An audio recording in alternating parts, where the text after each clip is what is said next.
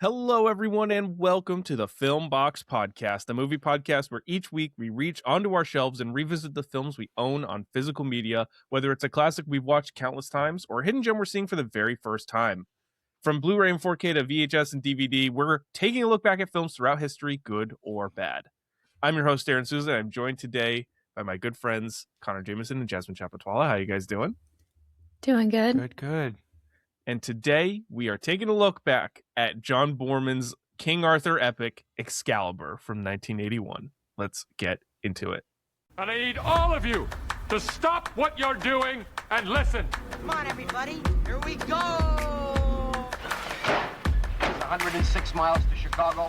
We got a full tank of gas, half a pack of cigarettes. It's dark, and we're wearing sunglasses. Hit it.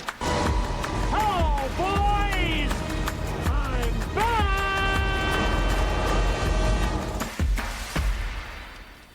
All right. I swapped the intro around a little bit on accident, but I made it through.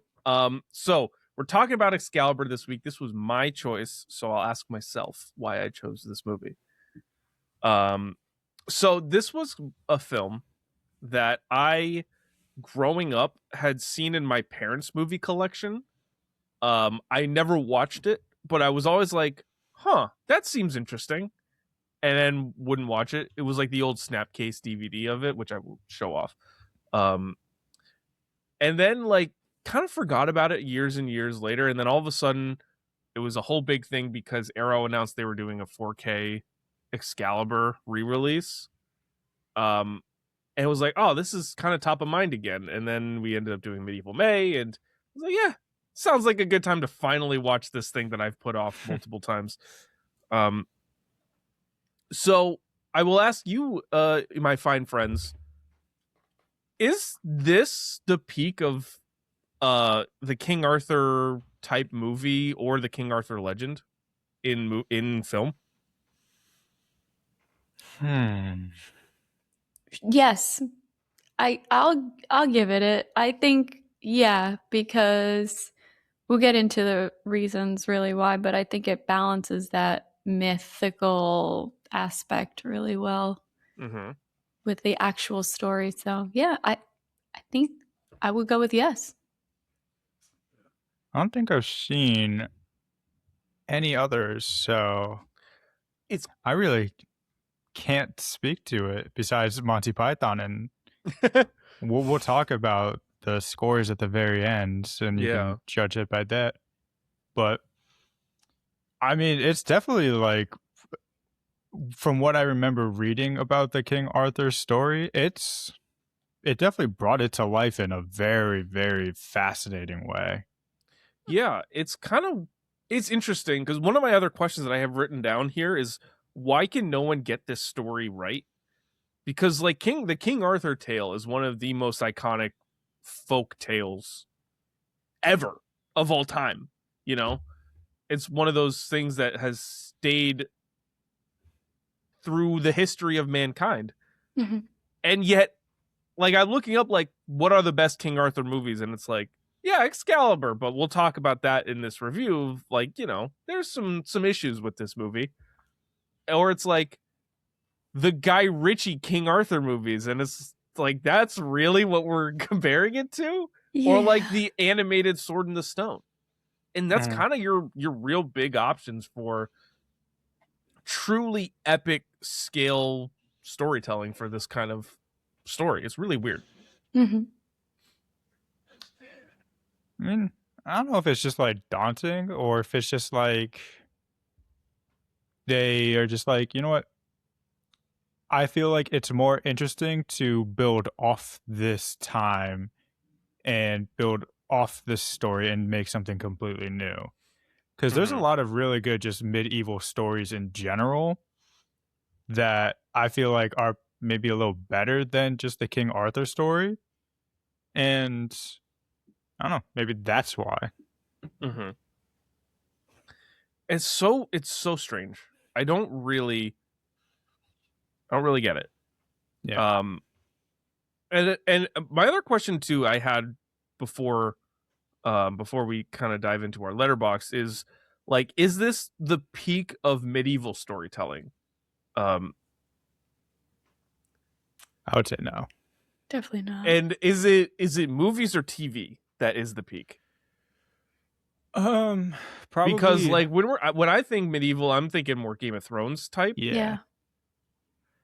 But movies, I can't really think of a movie that is like peak medieval. Do you consider? I mean, it's fantasy. Do you consider like Lord of the Rings to be more medieval? That's tough. Because it covers like the same ground.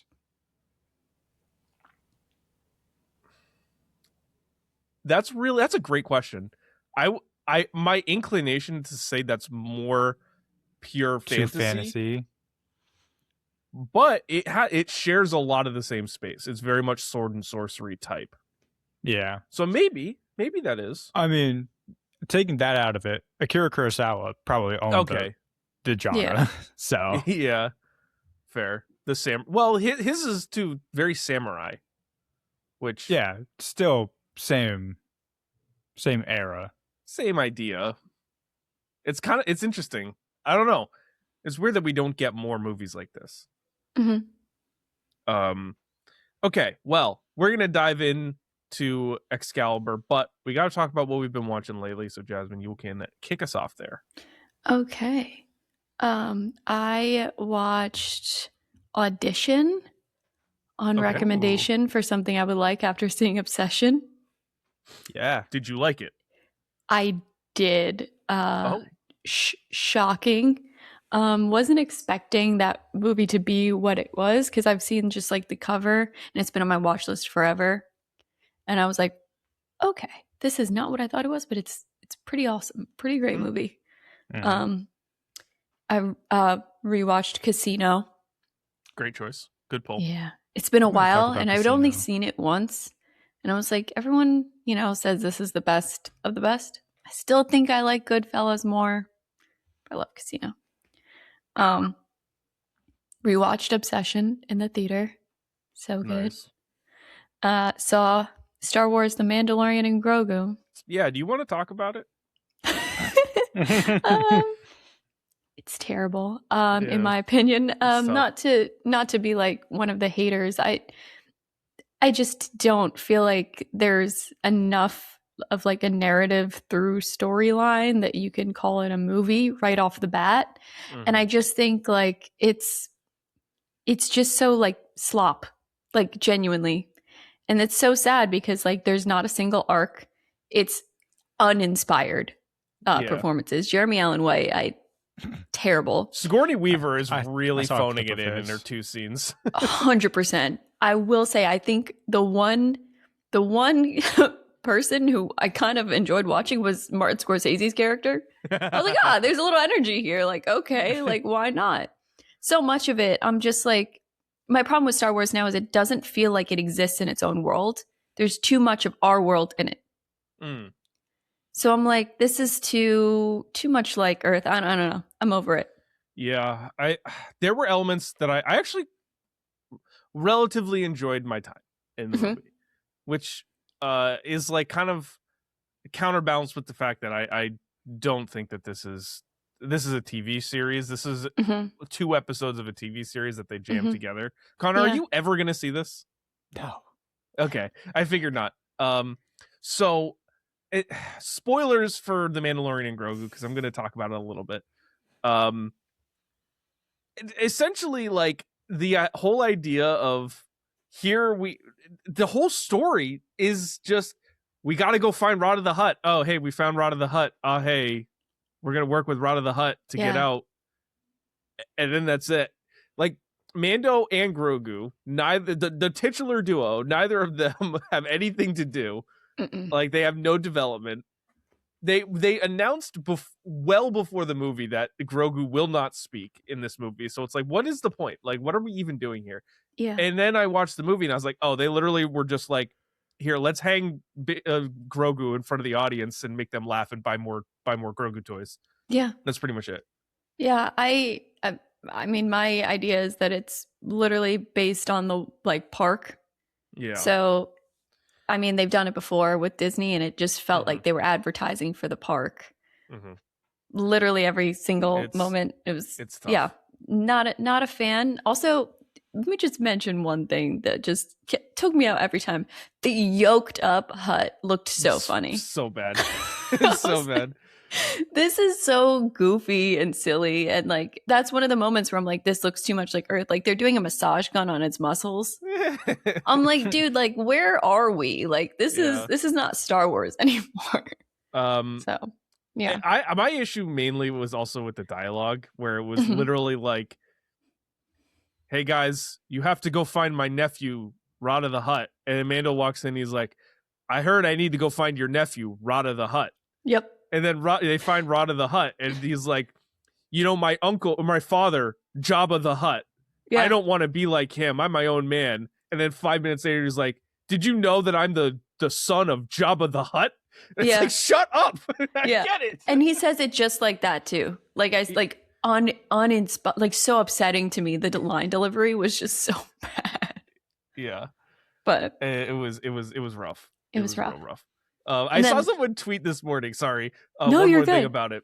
Someone tweeted this morning where it was like a major plot point in the beginning of the movie is like, we gotta find this guy, imperial guy named Coin.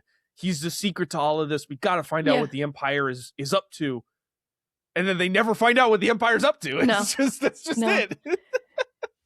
and like Coin is like some weird mafia. Like it's I don't know. I don't get I it. don't get it. Strange yeah, choice for a that- movie. There was a lot there that just. And you know what? Really, okay. One more thing. Yeah, one more. actually. We need to dive back in.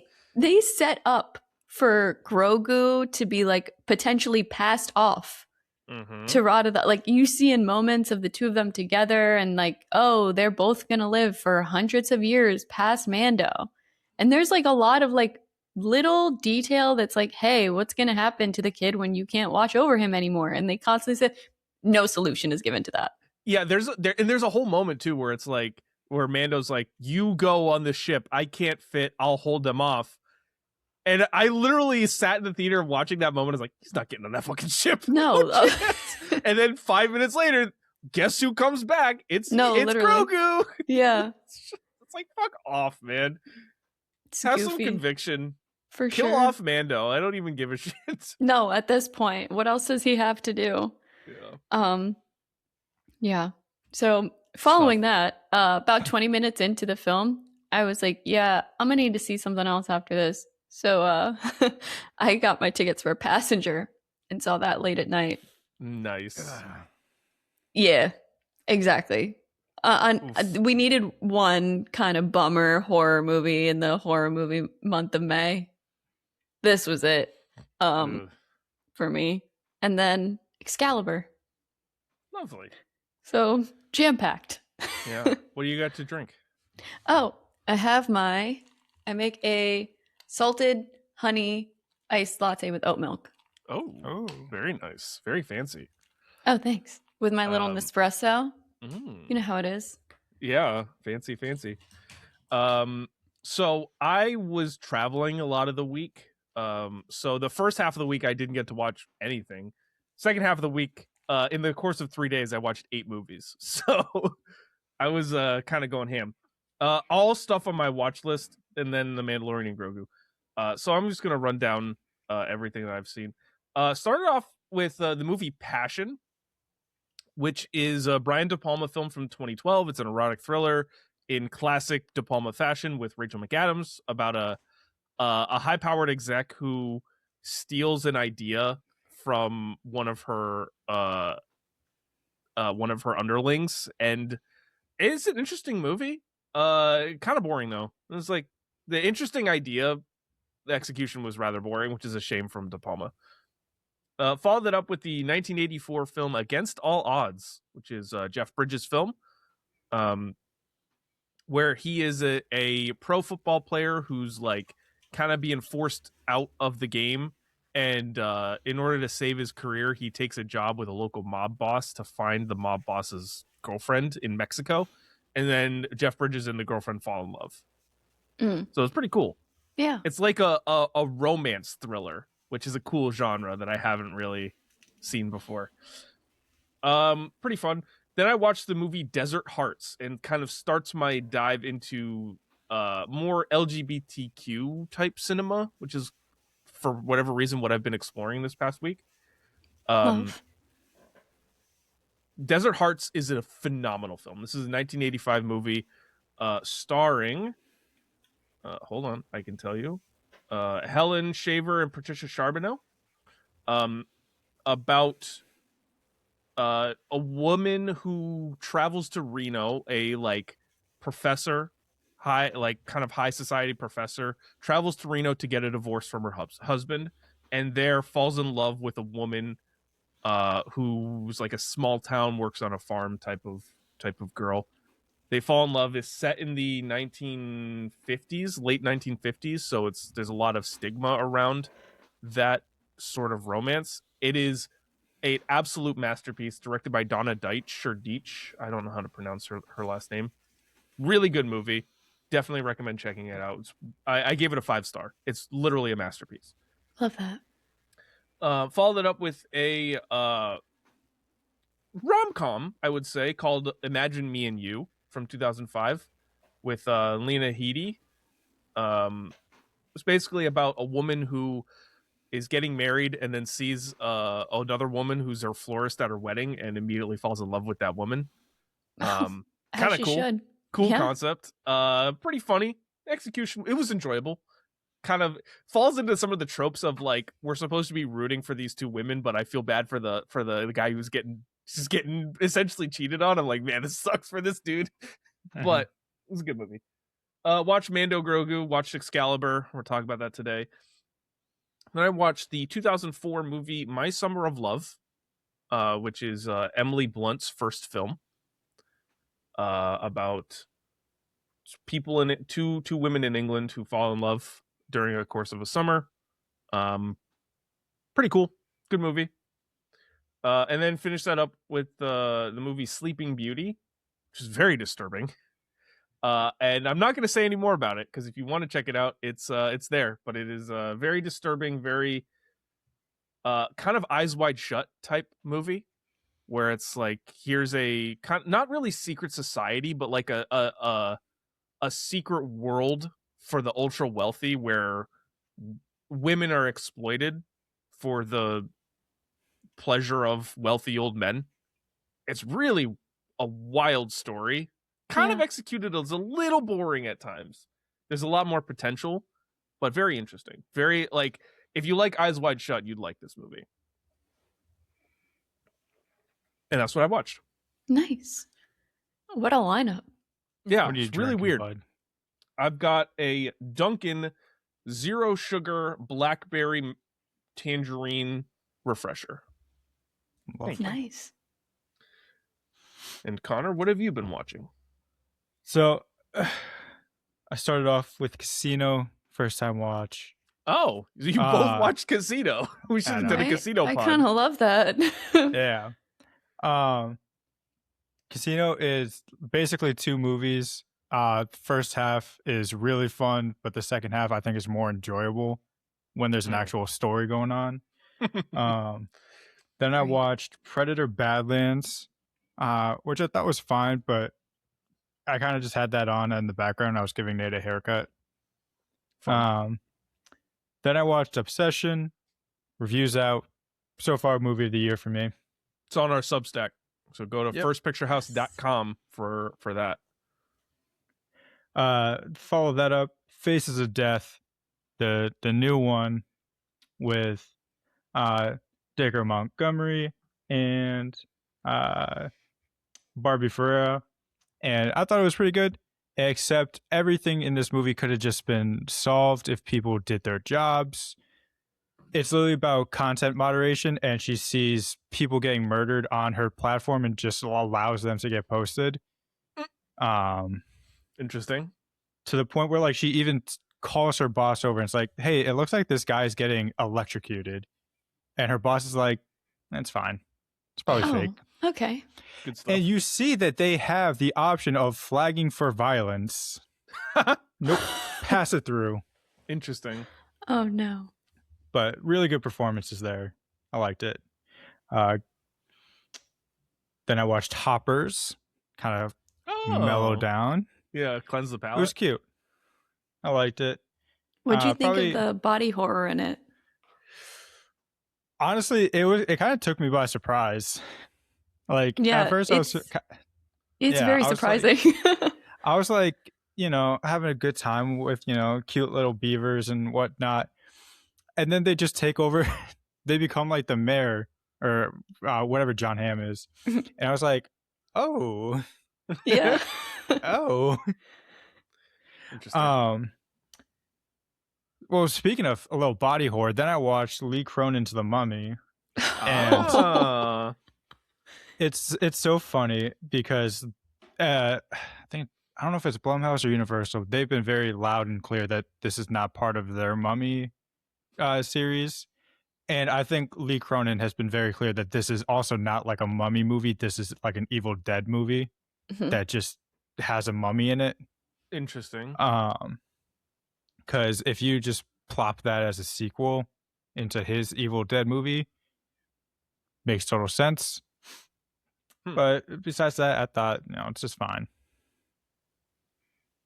Then Excalibur, talk about it. And then right after that, I watched The Sugarland Express from Mr. Spielberg. Good pull. That movie, it takes a bit to get into. But then, I was really invested in all these characters, even though they are doing something highly illegal.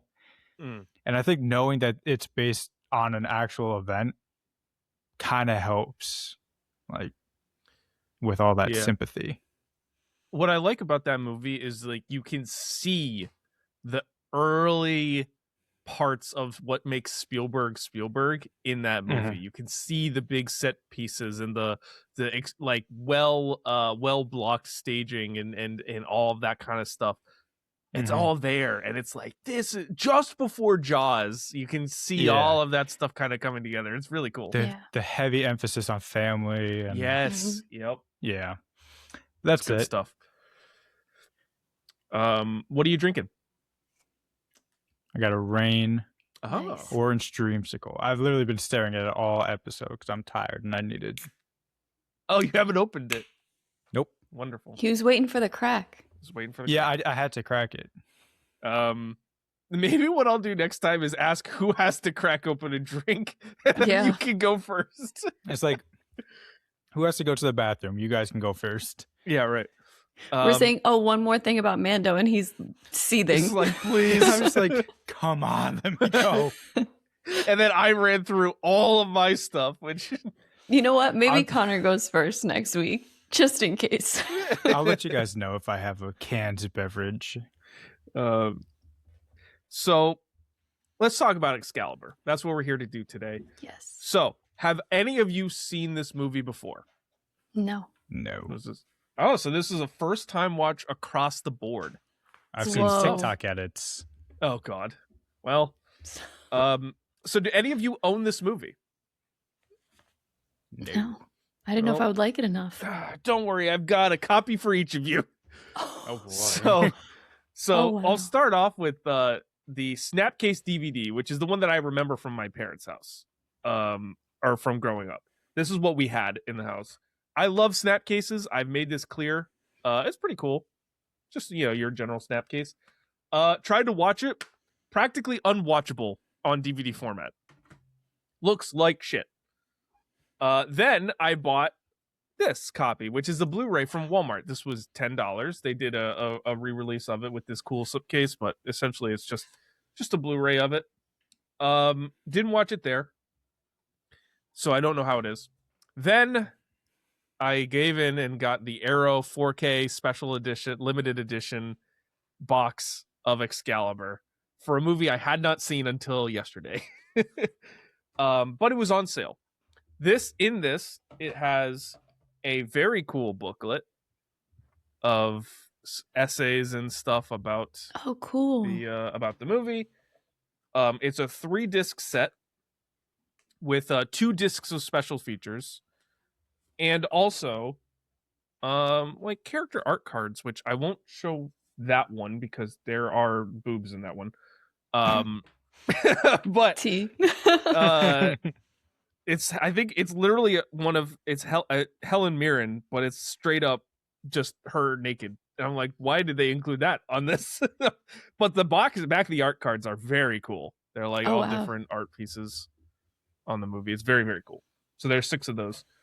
It's a really cool set. And this movie, I'll tell you what, not to spoil things that worked, but the 4K fucking looks amazing. It's so good. Well worth the investment. Okay. So why don't we dive in? If you're not like us or like me and you don't own the movie, well, this movie's only available to rent right now. It was on Canopy for a while, where I also tried to watch it, but it looked like they got a really bad transfer onto Canopy, like the DVD transfer. It looked like ass. So you just have to rent it.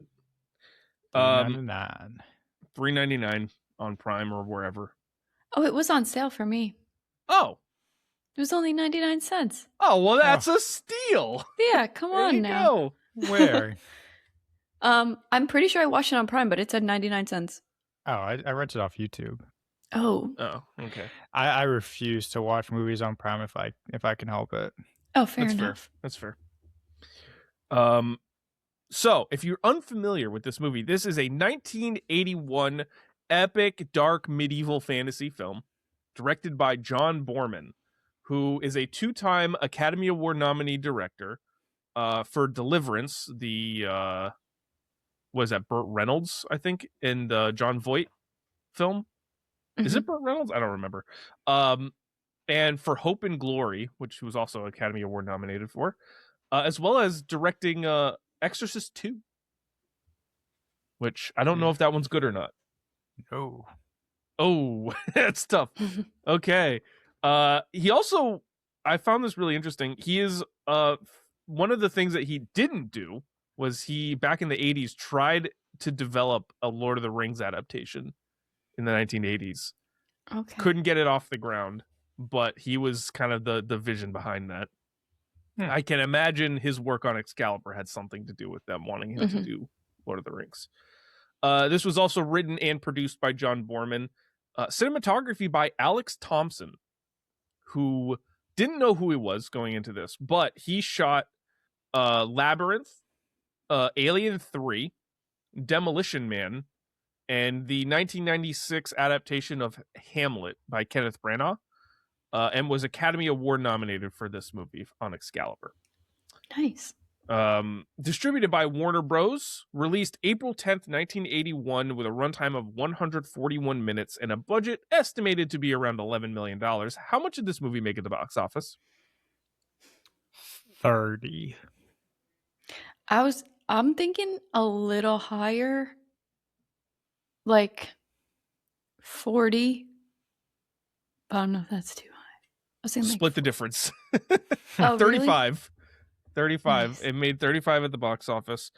Where do you think that ranked in 1981? Not high. 1981 was a very, very good year.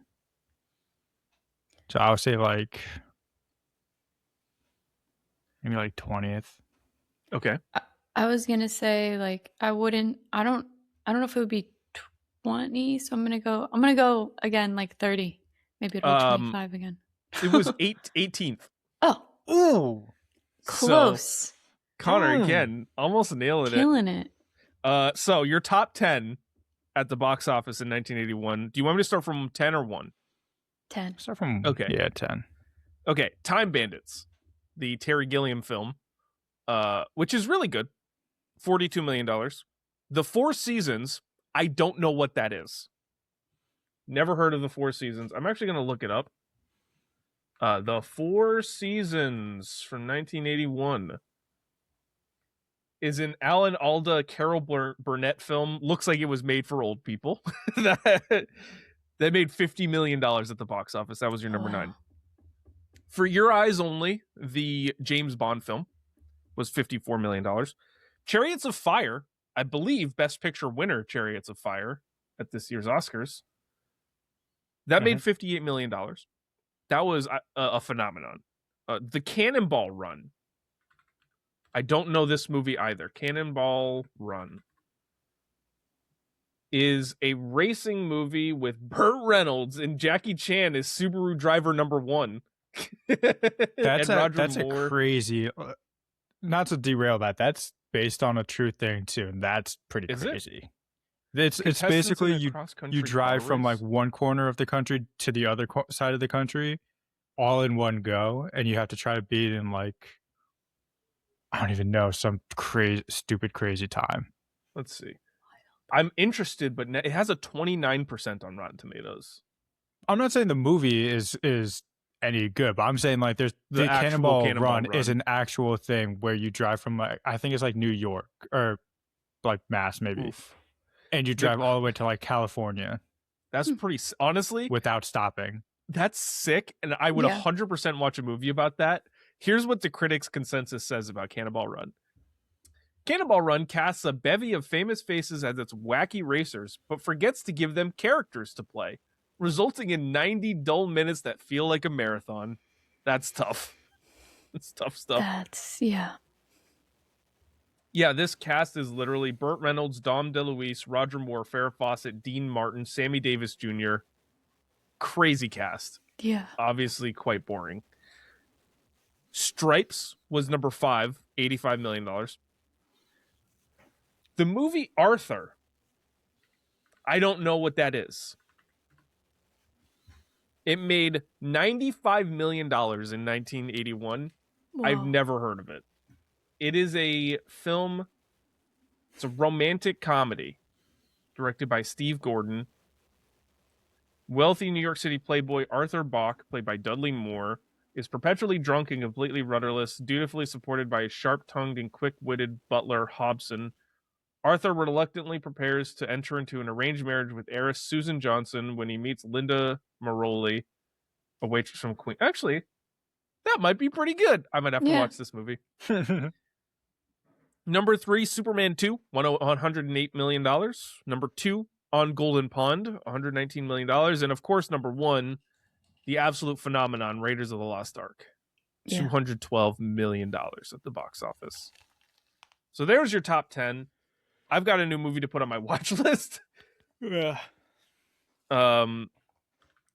So that's what the background of this movie is. Connor, why don't you bring us through the details, what people thought about this movie? Sure. They're more, it's a bit tempered down than something like Monty Python. If you remember, that was in 92 and in 95 with the critics and audience. This is a 73% and an 80%, respectfully. But a 7.3 on IMDb. So still pretty good. Big Raj, he did review this one. Lovely. He said, "Fuck Monty Python. I'm doing the real deal." But he gave it 2.5 out of 4. Oof. Nice. So not great, but good. Better than average. Slightly. He said, "All right, I'll let this one fly." But he says, and this was New Year's Day on 81. Oof. Damn. He woke up hungover and said, "Let me just rant on Excalibur." That's probably had a part to play in his review. But he said, "What a wondrous vision Excalibur is, and what a mess.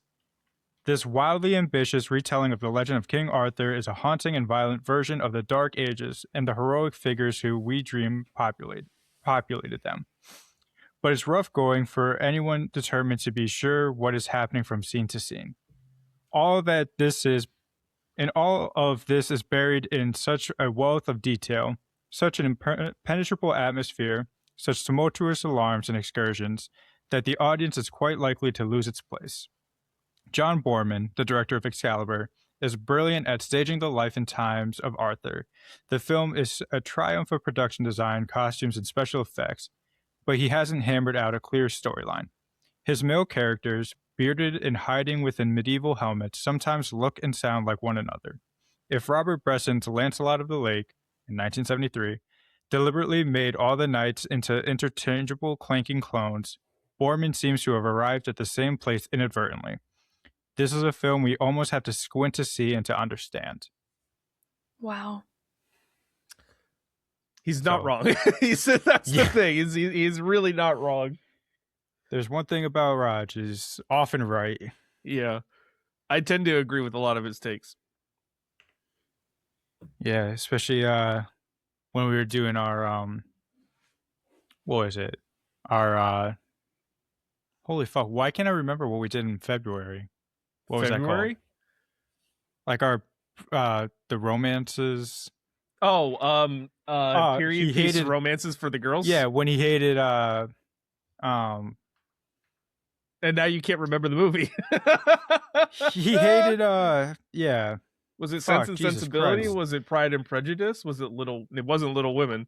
No, he hated. I think he just hated like Jane Austen. All the authors. Yeah, Jane Austen. Man, you do take another swig of your drink. Yeah, I need the energy. You guys talked about Star Wars so long, it literally. I know it just totally ruined your mojo. All right, I think I'm good though. So we got our Raj. Now it's time for the opposite review. Thank you. I had it ready that time.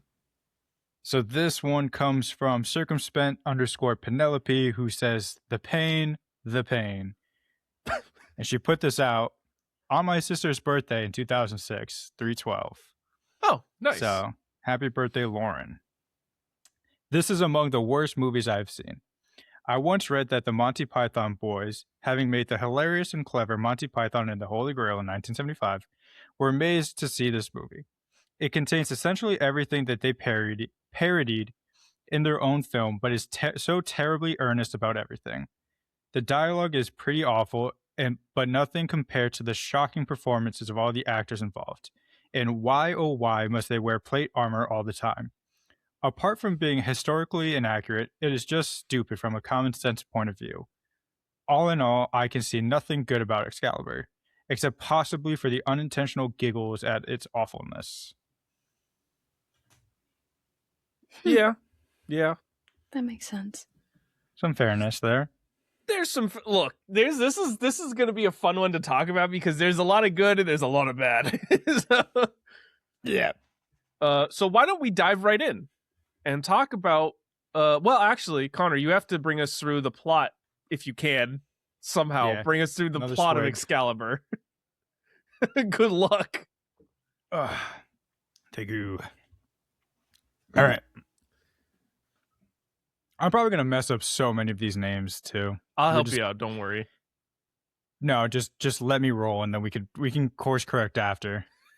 I'll keep a running tally. I was like, you messed up that one and that one. My favorite moment of that still is the mummy. From the mummy.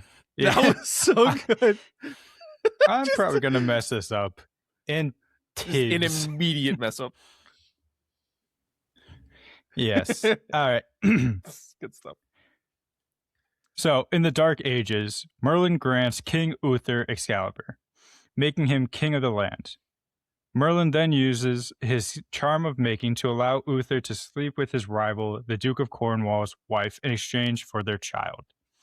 The Duke dies in battle, and his men kill Uther, but not before Merlin takes their son Arthur.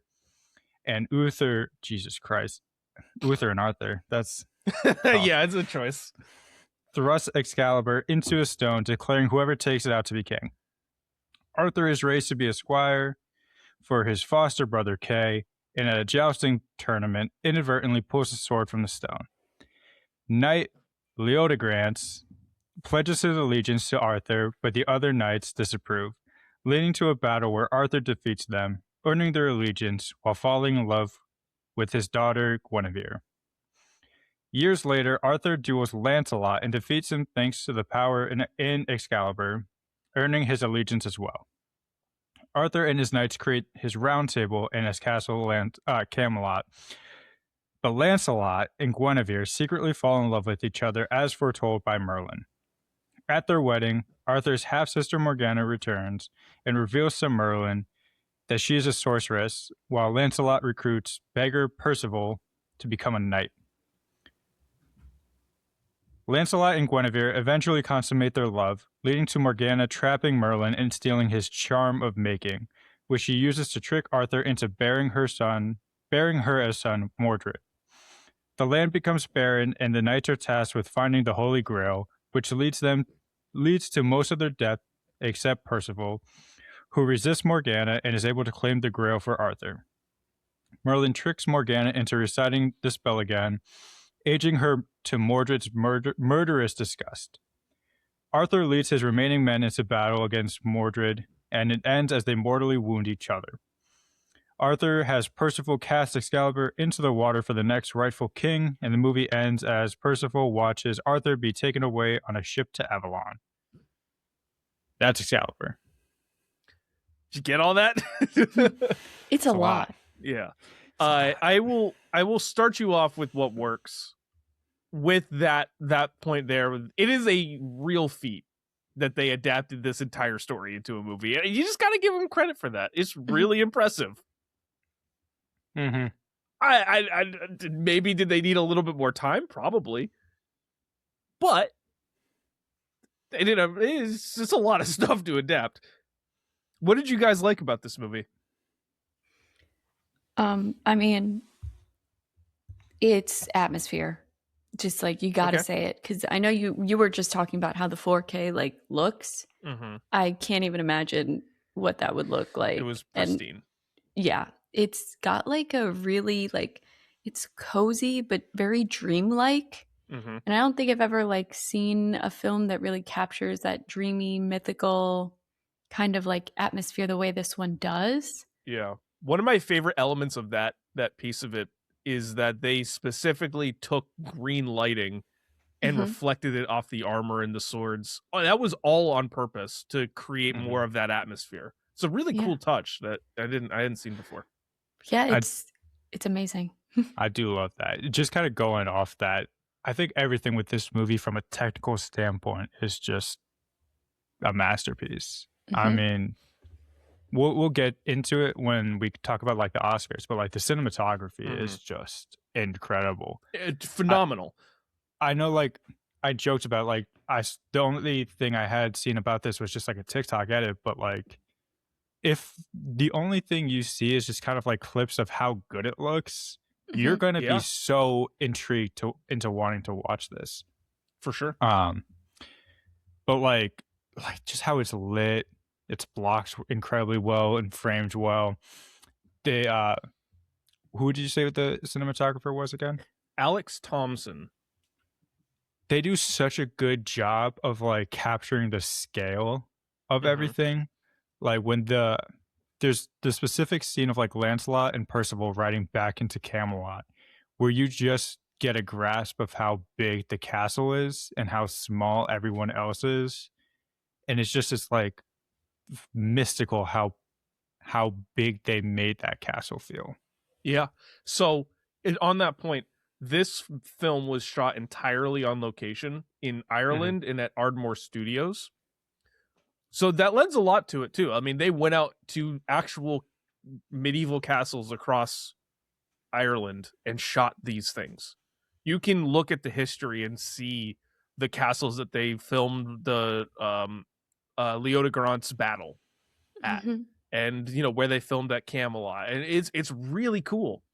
I was just looking at the Wikipedia. I just realized, so this movie began development as that unproduced Lord of the Rings adaptation. So he started with trying to make Lord of the Rings, Boorman did, and then was like, I can't make Lord of the Rings. Fuck it. I'm gonna do the King Arthur story, and then they ended up doing this. So it's really interesting. But yeah, to your point about the movie just looks amazing. And I love how they used the scenery, the locations, and they moved the camera through the locations. It wasn't just like static shots. It was a lot of camera movement, a lot of moving through space. And when you do that on a set, it doesn't look as good. When you do it on location, it can look phenomenal. It was one of the things that I noticed about Mandalorian and Grogu. And I've noticed about films and kind of modern filmmaking as well, as like you can tell when they're using, green screen and sound stages, because the background might be busy, but the floor that they're on, incredibly flat. There's nothing in front of them or around them, and that's the difference with this movie. Like when Lancelot and Arthur are fighting, they're fighting in an environment where they're interacting with trees and they're falling down hills and they're climbing over rocks, and that feels real versus if they're just like on like a flat arena Right. fighting. It doesn't have the same effect. I completely agree. Yeah. And I mean, off of that too, like just since we're still kind of like talking visually, I want to say that I think that it feels sincere.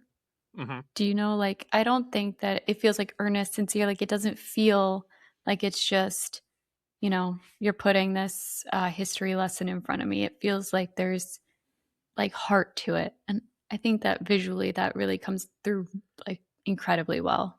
Yeah, every performance in this movie, everyone's giving it their all. Now, whether the quality of the performance is good or not is another question, but everyone's going for it. Right. Yeah. Which I appreciate. Because I felt the same way. I could tell that Boorman really cared, that the people really tried to make something great with this. Can we just talk about Nicole Williamson, who plays Merlin, giving a hundred? Speaking of giving 100%, he's throwing 110. He's just going crazy in this movie, shouting for no reason, just walking around everywhere, being like someone asked him a question, he was like, I can't believe you just asked me that fucking question. How could you? No, literally. He's great in this movie. I also I really like the music that they used. Yes. There's a lot of really good orchestral themes in Excalibur. The real famous one that they use twice, where they're riding into battle, I don't know the name of it, but yeah, it's like the choral. The chorus is singing, and it's good stuff. Yeah. That gets me going every time. Now, whether they used it in the right spots in those films, because it was sort of like epic ride into battle music, and then they just do nothing for 10 minutes, and I'm like, well. What did we do here? But it's really cool in the moment. Yeah. And then off that, again, sound design is really well done. Just hearing the crisp clangs of like all the swords hitting the armor, hitting each other, the horse clumps when they're hitting the ground. Yeah. Again, it sounds like the coconuts. The 4K, the Dolby audio with the 4K enhances that quite a bit. You get all of those interactions. You could hear the metal of the armor clinking against each other when they're running around, and it's really good stuff. Agreed. Let's see. I also have that the entire like Grail section of the movie. Great. It's pretty cool. It's like a tonal shift, but it like obviously like there's a lot jam packed in there. But I love everything they do with that entire like part of the film, because it was almost like a swing. It was. And it could have missed, but it didn't. In my opinion, I like it. I agree. I think making Percival kind of the main character of that stretch, like switching perspectives from Arthur to Percival, is really smart. It keeps the movie flowing forward, because Arthur kind of he doesn't really have to do a lot post the evil turn and Mordred being born and that sort of stuff. So being like, okay, this is now Percival. We've seen him a little bit. We get to see him really become a fully fledged knight. I like it. Yeah. Yeah. It really captures kind of like the innocence that was lost with everything that has happened, and then kind of regaining some semblance of good, I guess. Yeah. Totally agree. I also this is just a minor thing. I want to note, I like that they make Arthur lame. he's such a loser at the beginning of Yeah. the movie. I don't know. I always like when they have like the loser becomes the hero trope. It's fun. Yeah. I agree. I like that. I like that for almost every action, there's like a consequence for that kind of like desire. Mm-hmm. So obviously you start off with like Uther gives into like his lust for Igraine, and then he immediately like loses his son and then dies. Mhm. Arthur gives into like his rage when he's fighting with Lancelot, and then Excalibur breaks. And it gets fixed, but It immediately gets fixed. it immediately gets fixed, but he has to like learn that like he has to control his emotions. Right. That the sword is not for power. It's for other things. Yeah. It represents a peace and unity in the land, and not rage and desire and that kind of thing. Yeah, like Morgana uses the charm of making to get a son, and then that spell is what ages her, and that son is what kills her. Like every door that open is also what shuts it in a way. It's very cool. Yeah, it's a good point. I didn't even think about it like that. That's whole other layer. Yes, it is. Anything else that worked before we move to what doesn't work? Kind of cool seeing Liam Neeson, Patrick Stewart, and Ciarán Hinds in like really small roles. Yeah. Especially because you could have put them in like the Arthur and Lancelot roles, and probably could have gotten better performances, but you didn't. But it's cool that they just kind of blend into the background. Yeah. So this was Gabriel Byrne, who plays Uther. This was his second film role. This was Liam Neeson's third, and this was Ciarán Hinds' first. Pretty sick that they all ended up just in this movie.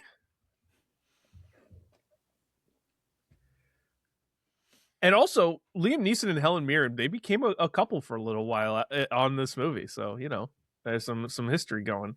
Yeah. Anything else that worked before we move to what doesn't work? Okay. I got two more small things. Okay. Cool gore of just like chopping people's arms off. Yeah.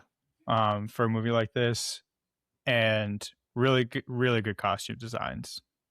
Yeah. Especially with like just the gowns, but also the different armor for different knights. Yep. Especially fucking Mordred. The Mordred one is sick, and the peasants. Yeah. Their outfits are old and tattered and properly dirty, and those look good too. So yeah, that's a good point. Yeah. Okay, what doesn't work? The ADR. There's a lot of dialogue replacement in this movie, and it is rough at times. Yeah, that's a little note I have for sure. Yeah. It's like teetering on Madam Web level ADR. It's rough. Yeah. Agreed. This movie is very complex. And they pull a lot into this movie. It needed to be like 40 minutes longer. Because at a certain point they're just kind of like rushing through, like streamlining through, like, okay, we gotta get this, we gotta get this, we gotta get this. Oh, all of a sudden the Grail story's over. Like, we just gotta keep moving along. It moves very fast, especially in the back half. To that point, people always just kind of show up when they're needed to be there. Yeah. And then just disappear when they're not needed anymore. Like, I lost count of how many times like someone needed Merlin, and he just was just right next to him. Yeah. That kind of goes into the editing too that I had here. It's like, it's very strange the way this movie is put together, because like things happen and people react in very strange ways. Yeah. And like really strange cuts where it's just something happens, then it's just like immediate cut, we've moved on. I'm like, what is the choice here? But that same sort of vein too, where Merlin's just around, he's just always around. It's very weird. And then kind of on the topic of Merlin, great performance. I don't know if he's in the same movie sometimes though. Yeah, like no. he does not match the tone at all. No, not at all. Everyone's like playing it very like serious. He's just like, I am Merlin. Yeah. Yeah, he's like doing slapstick bits, Yeah. like bonking his head and falling It's in like- the water. yeah, it's like, buddy, you missed Monty Python by a couple years. Speaking of Merlin, too, that stupid fucking helmet. Metal helmet. don't. I love it. We'll get to that. Yeah. Okay, Jasmine, what didn't work for you? I feel like it kind of very similar to what you guys are saying. It just feels a little too stuffed at times. Like certain scenes can't breathe, like you said. Characters react weird. There's just not enough like room for all the story. So I feel like, give it a few minutes longer. I mean, it looks beautiful. They could have kept it as like a real epic. Mm-hmm. Like I think this movie would have worked so well if it was like, touted as more of like a true epic than like a more narrative feature type thing. So Apparently, there's this movie, a lot going on. right. Apparently, this movie was 3 hours long, and they cut it way down. They didn't. I need feel to. like the 3 hour cut would have been way better. Yeah, 100%. Because like there's a lot that just doesn't have explanation. Like I still don't know why the Grail was important at the end of the movie. Like I don't understand why they needed the Grail. They were just all of a sudden like, gotta find the Grail. They're like, all right, guess we're spending 10 years to find the Holy Grail. Yeah, that's crazy. I don't know. Also, one of I'm kind of getting into my minor nitpicks a little bit. What is Liam Neeson doing in this movie? Like performance wise, it's cool that he's in it. He is off the fucking wall in this movie. Mm-hmm. I don't understand what that performance is. It's just going nuts. I don't get it. Yeah, it is. It's a bit. Again, some people just kind of feel like they're not in the right movie. Yeah. Yeah. I feel like I don't know if this is like a John Boorman nitpick or what, but it feels like he really cared about the material and he really didn't do much to get good performances out of the actors. Well, yeah. Okay. I mean, respect to Nigel Terry, and he definitely endeared himself to me like later on. Mm-hmm. His early stuff, like before he fully becomes like King Arthur, did not like him. I thought he was a terrible actor. Maybe that's more with like the ADR stuff, but it just sounded like he was reading lines and not speaking. There's a lot of that in this movie. There's a lot of that. But to his credit, weirdly enough, like as he kind of like matured in the movie, I kind of just was like, okay, I'm liking you more now. Mm-hmm. Okay. Do you guys have anything else for what doesn't work, Connor? I know you've got your nitpicks section, which I've got coming.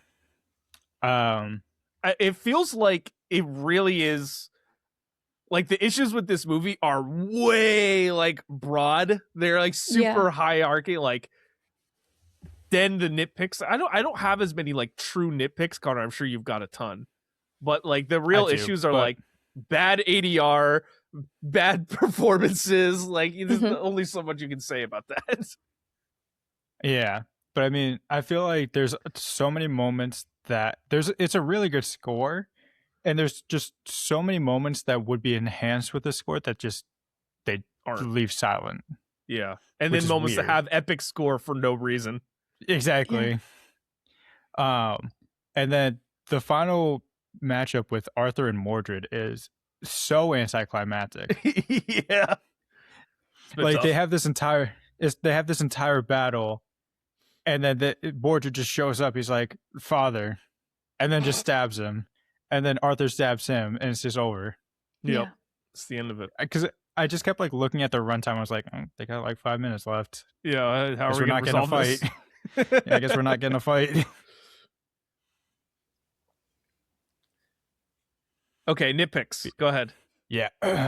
So you could tell Trying some to crack of, the knuckles. yeah, Yeah. I couldn't tell if you guys heard that. Oh, I That was heard good. that.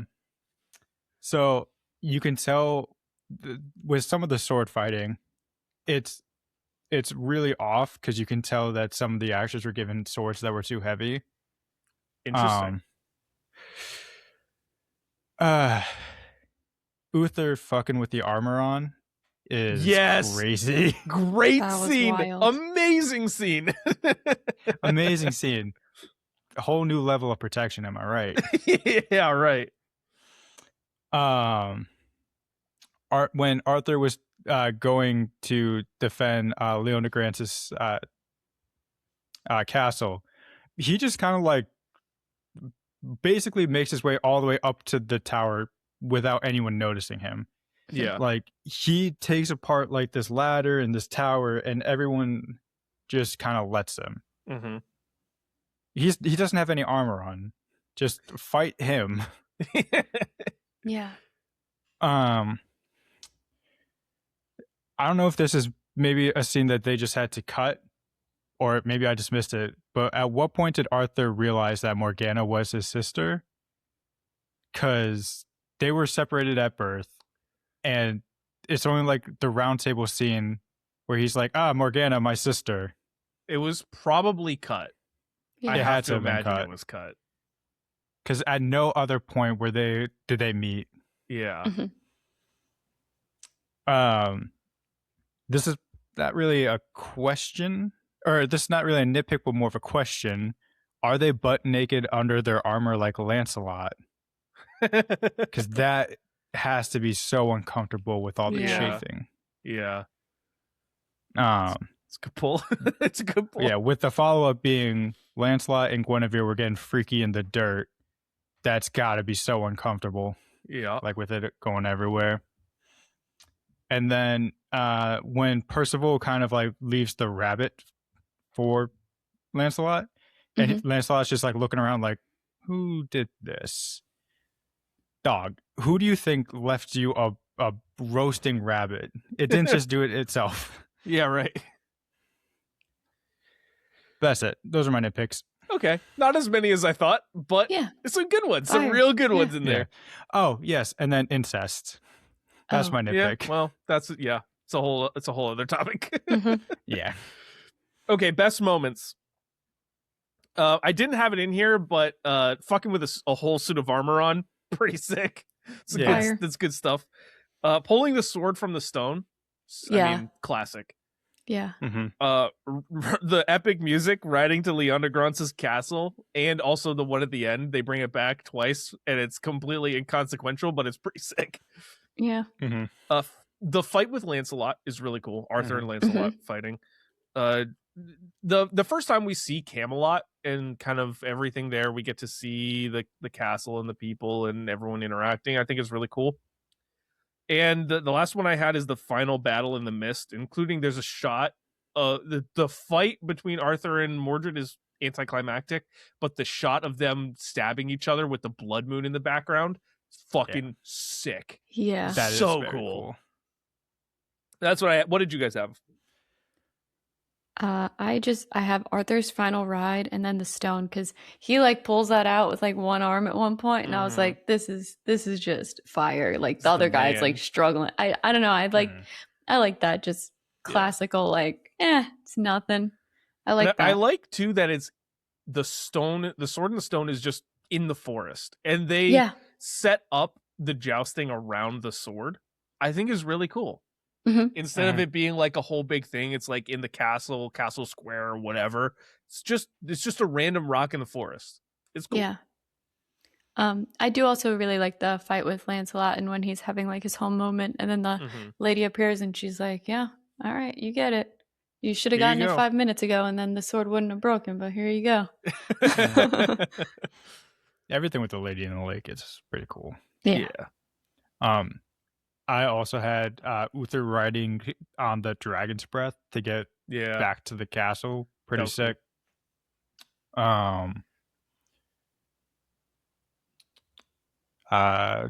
Percival passing the test to get the Grail.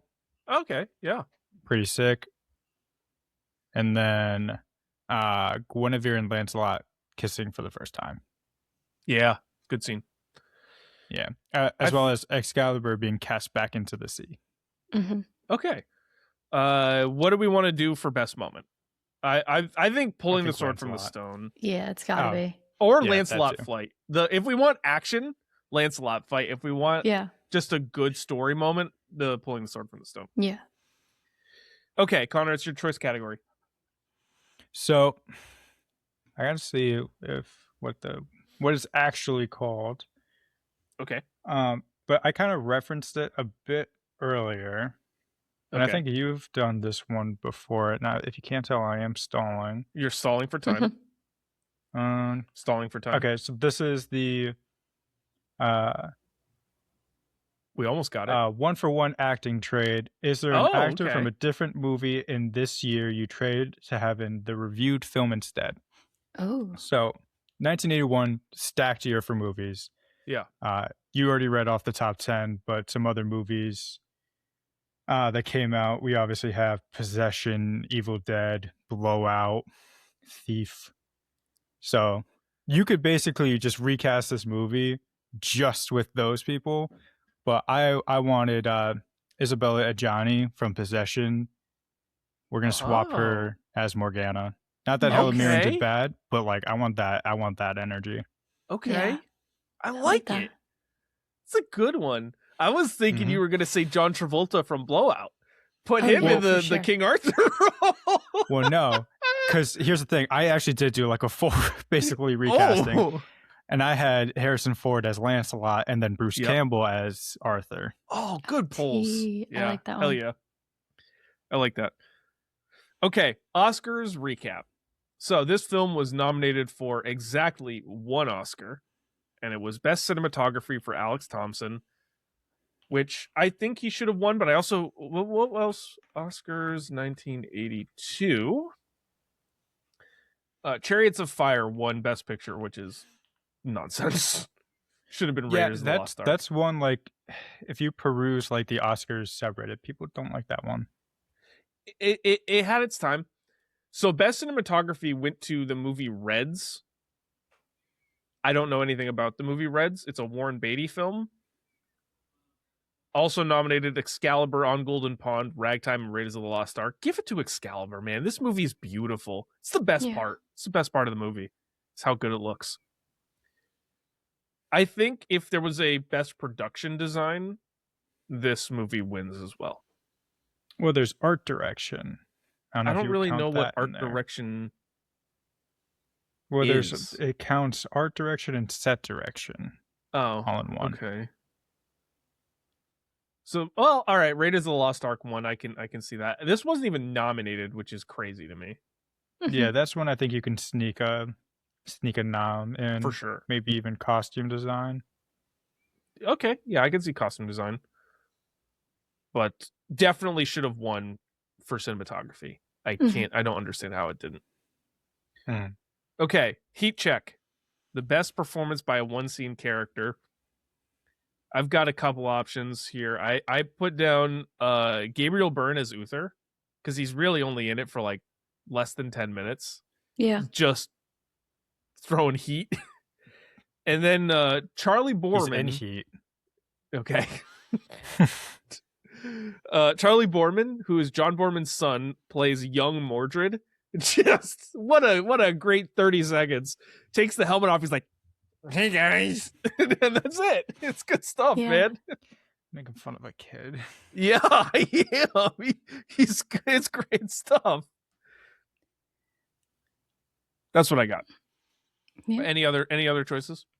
No, I literally have Gabriel Byrne as Okay. Uther because I know it's I'll a go couple Uther. scenes, but it's It's hardly. a 2 hour Yeah. and 40-minute or 20-minute movie or whatever. And he's Yeah. in it for less than 10 minutes. yeah, agree. Or Lady of the Lake, why not give it to her? Okay. Yeah. She kind of doesn't really do too much, but she's cool. Oh, Okay. what's her name? Her name was, I have it here in the cast list. It was an uncredited appearance by Hilary Joyal as Lady of the Lake. Yeah. Sure. All right. Okay. Connor Jameson, would this movie be better with a shark in it award? Would this movie be better with a show? Okay. Yes. So we could put a shark in a couple of places. He's got Well, to literally. stretch the R's for this one. Yeah. So instead of the lady in the lake, we have a shark in the lake that redelivers Excalibur. Or it's a lady Or- in the lake, but she has like a shark fin and like some gills. She just rides a shark instead of just being like a vision. The shark brings the sword on the tip of its nose to her. Mm-hmm. Or when Percival is like almost drowning, Mm-hmm. we're gonna just toss a shark in there. He's got to fight off a shark real quick. Okay. Sure. He's got to earn it. Sure. Sure, man. That would be something. That would be crazy if you were This is a reading if you were reading the King Arthur fable and you're like, and all of a sudden it was like, and then there was a fucking shark. Yeah. Well, that's what's so funny about like Hoppers is like this is a very landlocked movie. All of a sudden, there's just a shark that appears, and I was like, yeah. And you know what? It's like done in a way where you're like, yeah, no, for sure. That this makes sense. Why not? So we could also do that. Like all of a Why- sudden, just some birds pick up a shark and just drop it on someone, even though Yeah. that's more Monty Python. Yeah. That'd be great. Okay. Jasmine, we'll go to your choice category. Okay, my choice is whose car are we gonna take? Aha. Ride or die. I want Merlin as my ride or This die. was my choice too. Yeah, I need that ancient magic on my side. Okay. So I also had this as my choice category. So this is from KH111308 on Reddit. Yes. This is I had Merlin because he's magic and he'll literally do whatever you want if you just ask Yeah. him enough times. He'll Yeah. just do it. It's like, You just have to annoy no. him. And they're like, please. They're like, all right, fine. Yeah. But also Percival, that dude rode for 6 days. He ran for 6 days behind Lancelot. Lancelot's like, hey, do you want to ride? And he's like, nah, dude, I'm going to run. It's like, Yeah. that's my G right there. I want him. Okay, modern day recast. This is a bit of a doozy. So we're going to be recasting 7 roles in this movie. Arthur, Merlin, Lancelot, Guinevere, Morgana, Percival, and Mordred. These are all kind of main characters at some point. So, who wants to start with Arthur? Their Arthur choice. I can go. Okay. So I'm picking him because he's in a movie that seems very fitting for the whole, getting a sword, getting the powers of the sword. I'm going Nicholas Gallatin. Okay. Little Master of the Universe poll. Yeah. Not bad. Heard it's not good. No free promo. Yeah, no free promo, but Yeah. he looks the part. Yeah. I have mine as, I feel like it's an obvious basic choice, but Paul Mescal. Okay. Give it to him. love Gladiator was that. not it, but I could see him in these Yeah. more historical, epic kind of movies, and I think his like sad puppy face could work for Arthur. I like it. I think he might be too pretty for the role. Maybe, but like you can make But- him like scruff Yeah. him up. Yeah, you can. I mean, he I was went a with- good Shakespeare. He does. He does. I went with Adam Driver. Because I think Not bad. he looks the part and he's very talented. And he looks like Mhm. he could belong in medieval times. Mhm. He doesn't have iPhone face. Okay, Merlin. I'm just trying to go batshit crazy. Who could give me batshit crazy? And that's Nicolas Cage. Honestly, I like that. I have Ben Whishaw. You know who that Okay. is? Yeah, I've heard of him.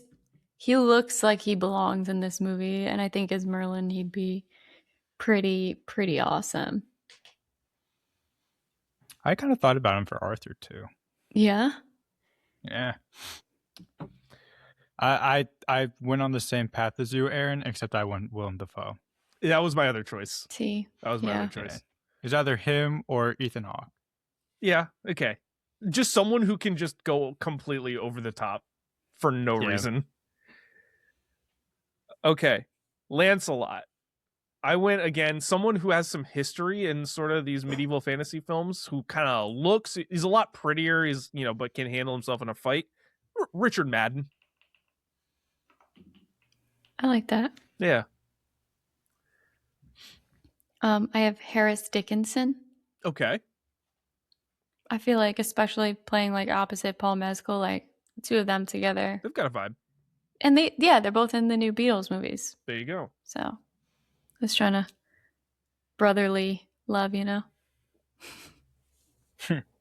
I went similar to you, Aaryn, different show in the same universe. I went Peter Claffey, who is in A Knight of the Seven Kingdoms. Okay. I forget what his is. Sir Duncan the Tall. Yeah, Sir Duncan. Yeah. Yeah. Nice. I like it. He's great. Speaking of peak medieval. Mm-hmm. Fair. Guinevere, Jasmine, who'd you have? Emma Mackey. Good pull. Yeah, I like her a lot. I She's, feel like she's again, another person who looks like they could belong in medieval times. Exactly.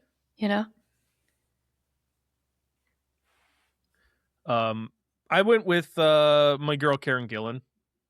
It's just great. I just want to put her in movies. Mm-hmm. And she's Irish. Irish? Scottish? I don't want to get that wrong. Scottish, I think. But it works. Yeah. Mm-hmm. Ugh, sorry. I went Lucy Boynton. Okay.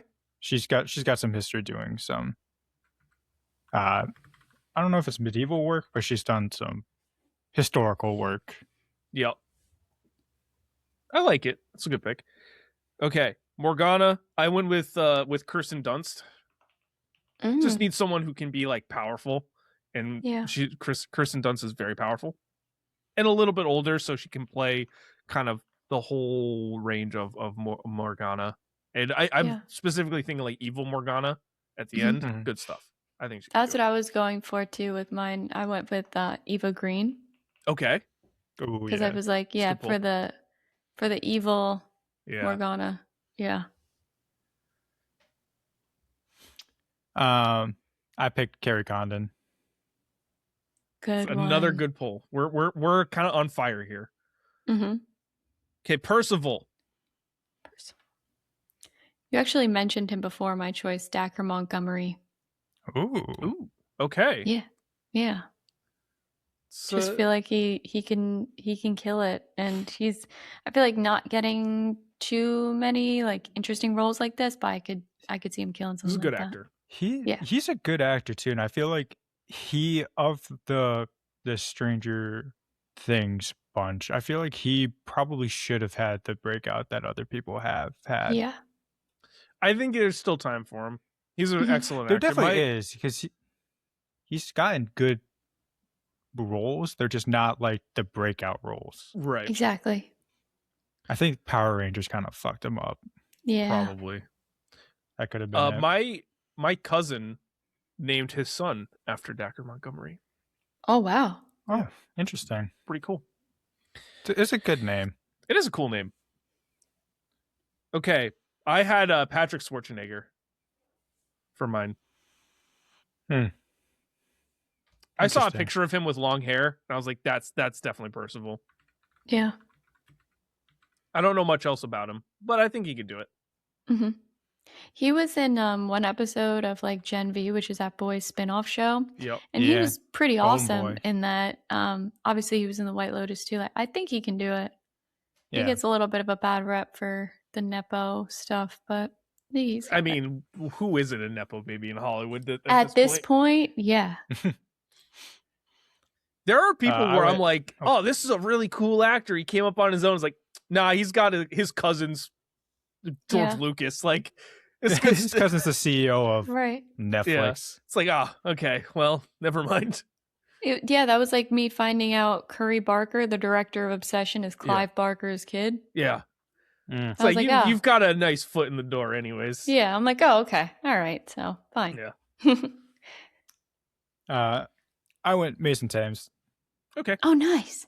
That's a good one. I feel like he's got a good innocent face on him. Yeah. Mm-hmm. And then last but not least, Mordred. Who you got playing Mordred? I'll start. Yeah. I got Andrew Go. Scott. I'm trying to create a cast that kind of goes together like that. And yeah. I'm dipping back into A Night of the Seven Kingdoms, and I picked Finn Bennett. Okay. He's also going to be in the back rooms. Nice. So I'm excited to see him there. Oh, nice. I went with a Nojup. That's a good one too. I think he could play, he has to be young, he has to be good looking and kind of charming. Got Nojup. It's written all over it. Nice. Okay. That was a lot of characters, but we got some good movies. So, casting call, I've got some interesting stuff here. So, people consider that John Boorman considered for Merlin. Max von Sydow. Interesting first pick. Sean Connery was another choice for Merlin, which would have been sick. Or Lee Marvin. I don't really know who Lee Marvin is, but that was another choice. He also considered casting Klaus Kinski as Merlin before finally settling on Nicol Williamson. And Boorman cast Williamson and Helen Mirren opposite each other as Merlin and Morgana, knowing that the two were on less than friendly terms due to personal issues that arose during a production of Macbeth 7 years earlier. So he was like, these two guys hate each other. Let's get them into the same movie acting against each other. Love it. I love not bad. Honestly, we need to do more of that in our movies. Just put if you want two people to hate each other, just put two people who actually hate each other in the movie against each other. It works. It works. It works. They got great performances. As long as they can share the screen. Absolutely. Well, I mean, just make them do it. They're professionals. It's a job. Yeah. Hot takes. What do we got? I can go because this one's kind of not half baked, but because you mentioned that Boorman was trying to do a Lord of the Rings based off like what he did here. I think his Lord of the Rings would have been to Peter Jackson's what David Lynch's is to Denis. Interesting. Yeah. Where, I think you're right. Like that. Where it's like not nearly as good in quality, but probably more interesting. Yeah. Trying to do I like stuff. that. Yeah, I like that. Yeah. In a similar vein, I have that. It's interesting you brought Peter Jackson up. So this movie Excalibur, if it's in the hands of a more capable filmmaker, I think it's an all-time great. But because John Boorman makes it, it's kind of stuck in cult classic. And it's nothing against John Boorman, but there's a lot of issues with this movie. But if you put like Peter Jackson in this film, I think this is an all-time great medieval movie. Yeah. I think that so with this type of scale, you need someone who can manage a story that has its scope as well as all the characters you need to like wrangle.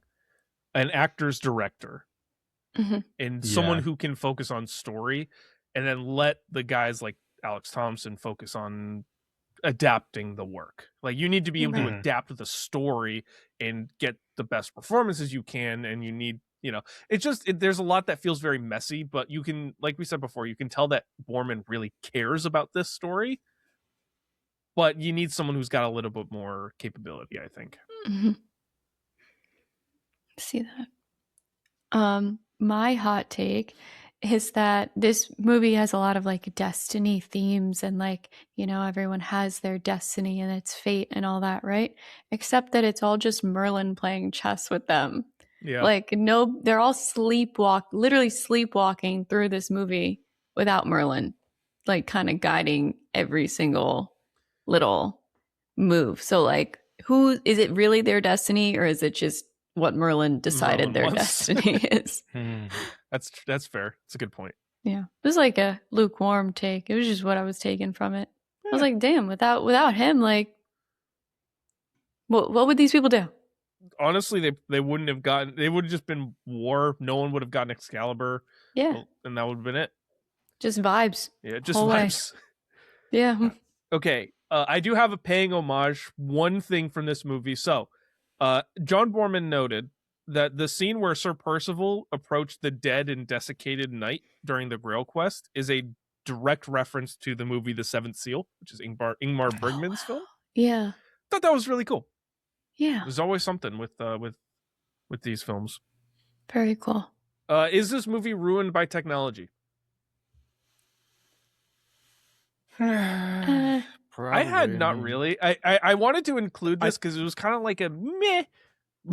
I think the wars are definitely much different if you introduce sure. like machine guns and cannons and yeah. drones. So I wrote down. I was like thinking about it, like I don't think so. I think you could actually make a really good modern day adaptation of the search for the Holy Grail and stuff like that. And as I'm thinking about it, I was like, oh, this could be really cool. And you have like modern treasure hunting and all that stuff. And I'm like, wait a minute, that's Indiana Jones in The Last Yeah, Crusade. That's national treasure. That's literally what that movie is. So apparently I just came up with Last Crusade. I don't know. Okay, it's never been cooler. I've got some good ones for this one. So The Legend of King Arthur, I'll start there. Has it ever been cooler than Excalibur? Probably. Yeah. I like I'm not gonna cite my the sources. animated. Yeah. Okay. I mean, yeah, probably like one of the animated The movies. Sword is in the Stone probably or better. something. Mm-hmm. How about dweebs who become heroes? Spider-Man. Yeah. Oh, good pull. Star Wars, I'd say. Also, Luke Skywalker is a massive dweeb in Star Ooh. Wars. Could you imagine this movie with Mark Hamill as Arthur? Yes. That would have been That was cool, the thought I actually. kept having like throughout the movie, especially when he Yeah. was like practicing his sword fighting in the field. Yeah. I was like, oh man, imagine Mark Hamill. It's a great pull. It's an absolutely legendary pull. Okay, having sex in a full suit of armor. It's never been never cooler. been cooler. You got me It's there. never, been ever, cooler. never been cooler, never will be cooler than an Excalibur. Yeah. Being betrayed by your best friend. Never been cooler. It's No, definitely there's- Yeah. Go ahead. Sorry. obsession.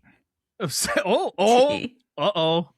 How about Spider-Man 2? That too. You mentioned Spider-Man Spider-Man. 3. Yeah. Oh, there we go. All the Spider-Men. All the Spider-Man. And then finally, medieval knight fights. Battles in suits of armor. No, because the Black Knight in Monty Python and the Holy That's the choice. Grail. Yes. Interesting. Game of Thrones, I feel like is Yeah, I was gonna say Or Battle Lord of of the the Rings. Bastards. yeah. Wait, no. In one of the most recent episodes of The Night of the Seven Kingdoms, I was gonna say, they isn't have there the one- joust Mhm. and then the fight at the end. Both Okay. of those are cooler. Isn't Okay. one of them like you see kind of like his perspective too? Yes. Yeah, yes. that's That's so cool. Good pulls. Okay, what prop are you taking home? I want to go first. I know Why? because I you know you're want- gonna well- take it. Well, I'm taking this is a twofer, but they go together. I'm taking Mordred's armor paired with King Arthur's gold-plated horse armor. Oh, okay. So I got the Nice. whole gold set. Okay. Okay. I like it. Okay. Jasmine, go ahead. I thought you were gonna take Merlin's helmet. That's why I was Oh! like, don't take it from me. I want that helmet. You want That's a Merlin's silly, helmet? goofy helmet. And I love Like it. I know you're gonna take Excalibur. Well, Yeah. my other choices were Merlin's helmet and the golden armor. So I've got to. I guess I'll just take I'll the just take titular the sword. That's sick. I think I it's figured less you were fun to taking do the sword. I was like, okay, what prop am I taking? Not the sword. That's for Aaryn. Why me? I let was your you guys choice. go Well, first. I thought you were for you. being It was nice. either going to be the sword or the suit of armor that Uther was wearing while he had sex. Okay, you know me too well. Fair enough. I feel You called like out. weapons? You are a violent pervert. That's a good what way to you describe are. me, honestly. My movie taste violent. Here's the thing, though. I'm using Merlin's helmet. I'm using it as like a shower cap. Oh, if you don't think I'm rocking that armor like just on a daily basis, like Aaron's gonna wake up in the morning and I'm just gonna be like decked out, and like Nathan, I will get that thing fitted for him so he has the gold armor on. She'll be like, "What are you guys doing?" I'm like, "I made you coffee." As I'm clanking around. I went to the store the other day. As Em and I were walking out of the store, someone walked in full like high school graduation regalia at like 8:00 at night. It was very strange, and I was like, "That's Connor with the armor. He's just walking into Stop and Shop with the full suit of golden armor on." Like, hey, how you doing? Yeah, just walking to the gas station. Yeah, 50 on pump 4, please. Just looking at these, can you believe the price of ground beef? Oh, yeah, that's crazy. You guys pump your own gas. Well, Jersey is. I'm not a. I can do the work. I don't need. I roll down my window. Go, yeah, 20 regular. Wow. Some of us have to work for our gas. Yeah. I have to go and press It's like a Mad button. Max out here in Connecticut. Oh, Why do you God. think I need the armor? Yeah, that's what I'm gonna get shot. Because if I just roll my window down and I'm wearing like armor, like, okay, whatever. But if you got to get out of the car and do it, that's crazy. No, Yeah. honestly, The I think armor's it's, not I think for it's Nate, worse. it's for my car. I think it's worse if you're driving a Nissan. You're just rolling up in a full suit of armor. Like, yeah, I'll take 30 on 5. Yeah, I mean, Fair enough. It doesn't even especially if fill you're up the driving a tank, and it's just like, you sure you don't want to go all the way? It's like, no, 30 on 5, please. Just as payment, just take my finger. Okay. MVP of the movie. So we come to the end here. I had Alex Thompson for cinematography. Yeah. Yeah. Beyond That's everything else, this movie is nothing if it doesn't look as good as it does. Yeah. You're right. Yeah, I agree. Okay. That brings us to the end where we've got to give our final scores. This is tough. Who wants to start? I'll go. start. I feel confident. Okay. You feel confident? Yeah.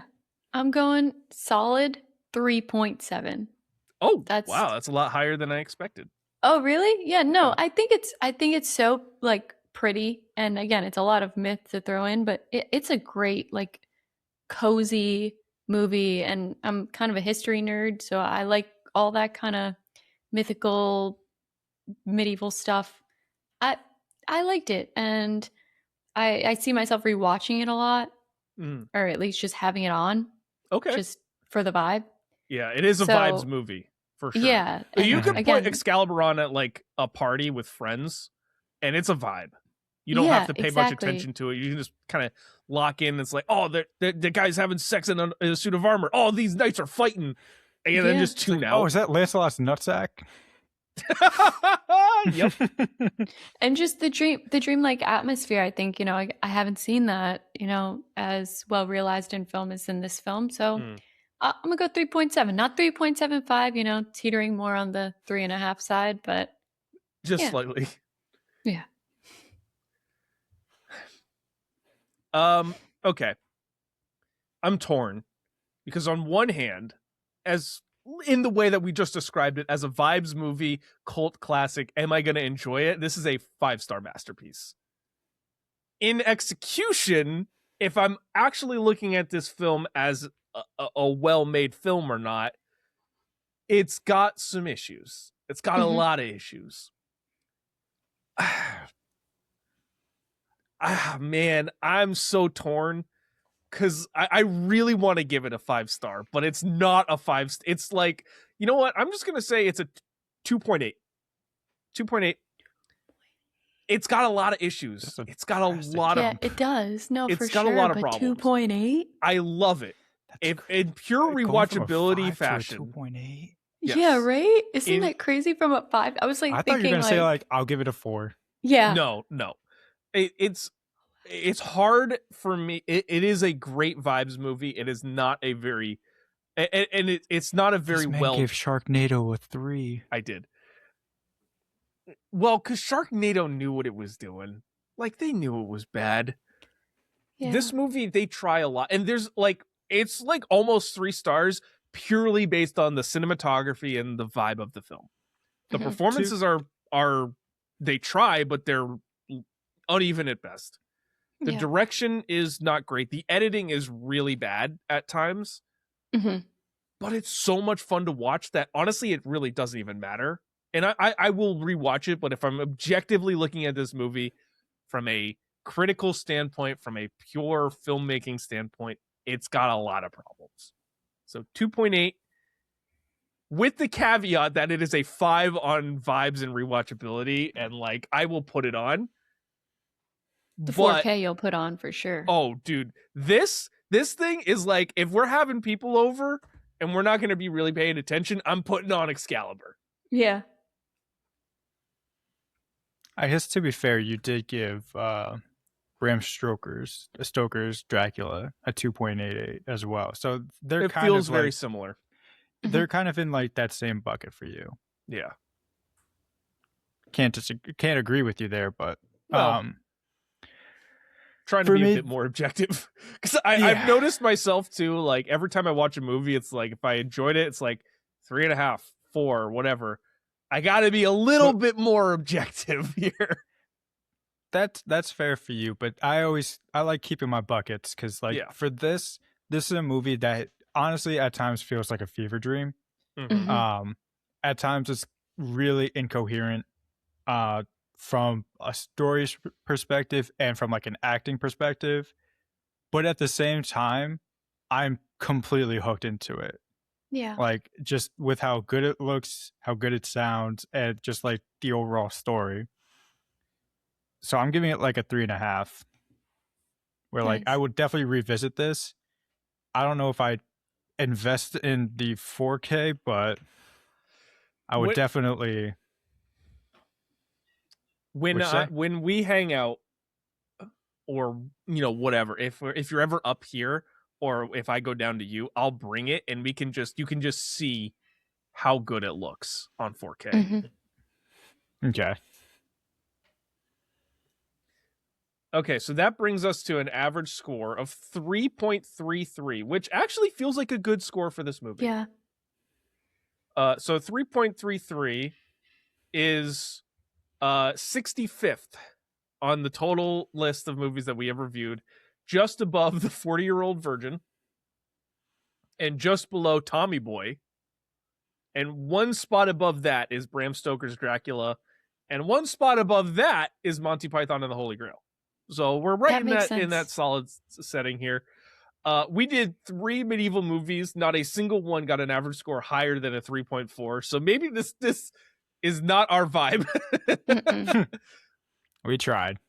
Hey, we had a lot of great conversations, but that is going to do it for this episode of the Filmbox Podcast. Next month, so next episode, we are diving into June, and there's a big movie coming out in June. Disclosure Day, Steven Spielberg. That is happening. It's his 4th movie about aliens. So we are doing Spielberg Alien Movie Month starting next week with Close Encounters of the Third Kind.